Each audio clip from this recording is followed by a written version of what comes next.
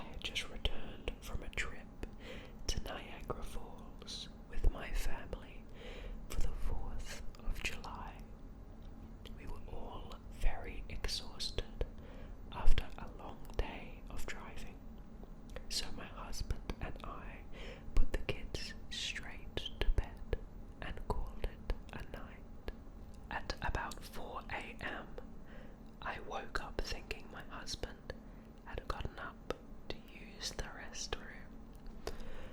I used the moment to steal back the sheets, only to wake him in the process. I apologized and told him I thought he was out of bed, but when he turned to face me, he gasped and pulled his feet up from the end of the bed so quickly. His knee almost knocked me out of the bed. He then grabbed me and said nothing